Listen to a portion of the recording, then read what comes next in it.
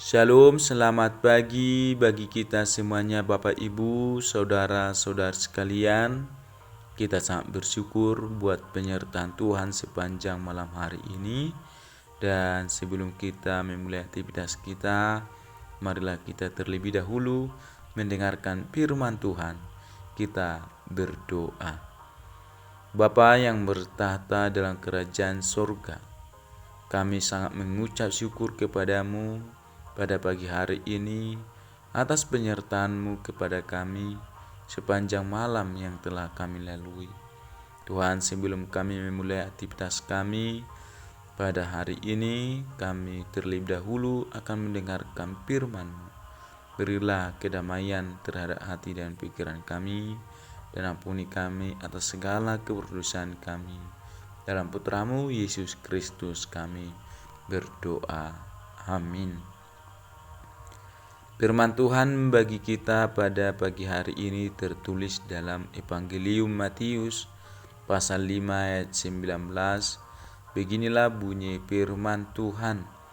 Karena itu siapa yang meniadakan salah satu perintah hukum Taurat sekalipun yang paling kecil dan mengajarkannya demikian kepada orang lain, ia akan menduduki tempat yang paling rendah di dalam kerajaan surga. Tetapi siapa yang melakukan dan mengajarkan segala perintah-perintah hukum Taurat, ia akan menduduki tempat yang tinggi di dalam kerajaan surga. Demikian bunyi firman Tuhan. Tema firman Tuhan ini tinggi dalam kerajaan surga. Bapak, Ibu, saudara-saudari sekalian, tindakan dan pengajaran Tuhan Yesus seringkali melampaui hukum Taurat. Banyak orang yang berpikir bahwa Tuhan Yesus datang untuk meniadakan hukum Taurat, tetapi bukan untuk meniadakan. Tuhan Yesus justru menegaskan bahwa Dia datang untuk menggenapi hukum Taurat. Bahkan Tuhan Yesus menekankan bahwa tidak boleh satu titik pun ditiadakan dari hukum Taurat, sebab akibatnya adalah menduduki tempat yang paling rendah dalam kerajaan surga. Dan berkaitan dengan hukum Taurat, Tuhan Yesus mengajarkan bahwa hal yang paling penting bukanlah mengetahui seluruh detail hukum Taurat seperti orang-orang Farisi dan ahli Taurat, tetapi menjadikan hukum itu prinsip dalam tindak tanduk kehidupan sehari-hari. Perkataan ini menjadi acuan yang sangat penting bagi kita yang menekankan hanya pada pengajaran tentang iman atau hanya pada perbuatan nyata. Hal ini terutama bagi orang yang menganggap tahu firman Tuhan, seperti ahli-ahli Taurat dan orang-orang Farisi, maupun para pemimpin umat masa kini. Juga hal ini berlaku untuk semua orang Kristen. Mengenal firman Tuhan tidak cukup, harus disertai dengan melakukannya. Tuhan Yesus mensejajarkan kedua sisi, yaitu melakukan dan mengajarkan, untuk dikenakan dalam hidup orang percaya.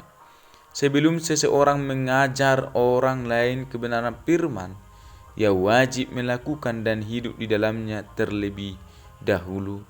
Saudara-saudari seiman, ada dua hal yang sering terjadi dalam hidup kita sebagai orang percaya yang harus dihindari.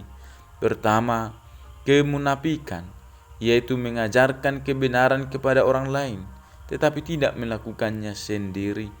Kedua, legalisme, yaitu memahami kebenaran secara harfiah dan kaku sehingga jauh dari motivasi maupun prinsip yang melandasinya. Mari belajar firman Tuhan dengan benar dan menerapkannya dengan benar pula. Baik muda dan tua, marilah kita melakukan dan mengajarkan Taurat Tuhan di dalam hidup kita, tanpa mengurangi sedikit pun dari Taurat yang telah Allah berikan. Kiranya Tuhan senantiasa menyertai kita semuanya, saudara-saudari seiman. Amin. Marilah kita berdoa. Tuhan Allah Bapa, kami mengucap syukur kepadamu atas firman-Mu yang masih kami dengarkan tentang Taurat-Mu. Kiranya Tuhan Allah Bapa, kami dapat hidup seturut dengan firman-Mu yang telah kami dengarkan ini. Biarlah Tuhan firman-Mu yang kami dengarkan dapat kami hidupi, dan ketika kami juga memberitakan firman-Mu, kiranya kami Tuhan jangan mengubah dan menambah-nambahinya, melainkan kebenaran firman-Mu lah yang akan selalu kami beritakan. Tuhan Allah Bapa, kami menyerahkan hidup kami kepadamu sepanjang satu hari ini. Kami akan memulai aktivitas kami, karena Tuhan Engkau memberikan kekuatan pertolongan kepada kami dalam menjalani aktivitas kami, dan kiranya kami seturut dengan kehendak-Mu. Ampuni kami Tuhan atas segala keberdosan kami. Dalam Putra-Mu Yesus Kristus kami berdoa. Amin. Selamat pagi dan selamat beraktivitas saudara-saudari sekalian. Kiranya Tuhan menyertai kita semuanya. Shalom.